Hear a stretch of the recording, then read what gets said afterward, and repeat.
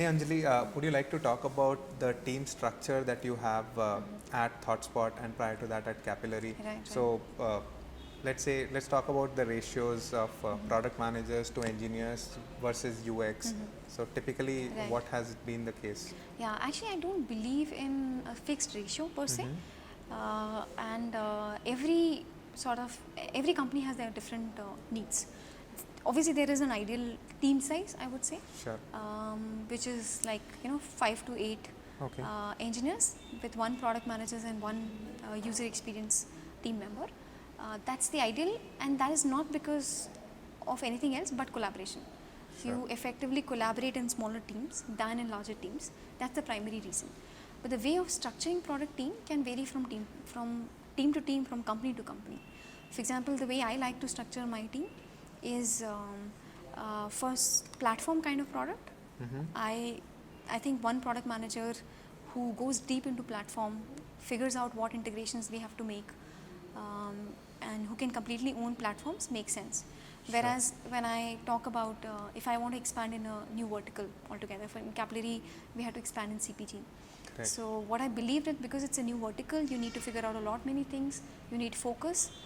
I love the pod structure, which is from every team that you need the work to be done, create a small pod, and they work towards fulfilling that objective. Wonderful. Right?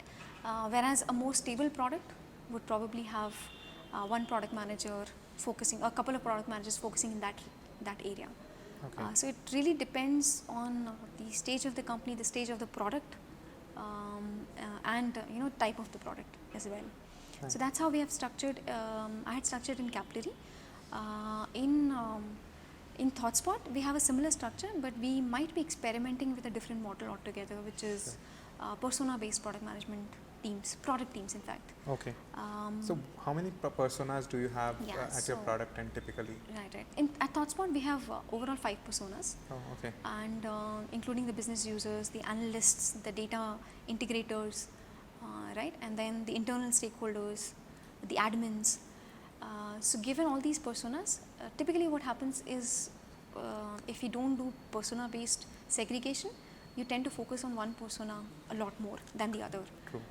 But for a product like BI and Analytics, it is very, very important that we give importance to other personas as well, because it's not just about the end usage of the product, but also how does the data flow into the system.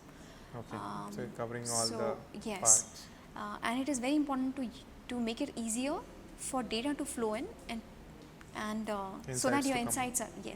The more difficult it is, the more restrictive, or it will be much more difficult for us to expand within the organization. Okay. So that's the view. We might be experimenting with that kind of thing very soon. I would love to know how that goes. Yeah. Do you know of any success stories of persona-based I was actually product? trying to read through that. I've heard persona-based UX team member Yes. allocation, but I've not really seen product team Wonderful, allocation. So that'll be a And it's a good thing that because typically your personas across industries would still have the similar objectives yes, to achieve. Yes, correct. Yeah, so it might be easier to Right. do it that way.